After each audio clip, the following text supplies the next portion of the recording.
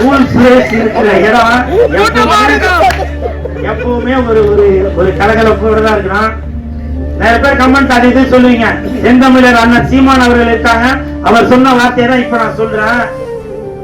வேர்க்காமல் விளையாட முடியாது, விமர்சனம் இல்லாமல் வளர முடியாது. அண்ணன் சீமான் அவர்கள் சொன்னதுதான். நான் அதை இன்ன வரைக்கும் அதை ஃபாலோ பண்ணிட்டு தான் இருக்கேன். சரிங்களா? நிறைய பேர் நினைக்கிறான் என்னப்பா இவர் வந்து ஏதோ கோமாளி வேஷம் போட்டுட்டு இருக்காரு அப்படின்னு. நான் கோமாளி இல்லைங்க, இன்னை வரைக்கும் ஏமாளி. என்ன எத்தனை இயக்குநர்கள் ஏமாத்திருக்காங்க தெரியுமா?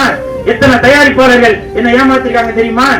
ஒரு படத்துக்கும் கதாநாயகன் கதாநாயகி அவங்க இவங்க எல்லாரையும் நடிக்க வச்சு அதை பண்ணி இதை பண்ணிட்டு வெள்ளிக்கிழமை என்கிட்ட சொல்லுவாங்க, சார் நான் தெரியாம அவரை புக் பண்ணிட்டேன், தெரியாம உங்களை புக் பண்ணிட்டேன் அப்படின்னு சில விஷயங்கள்லாம் சொல்லுவாங்க.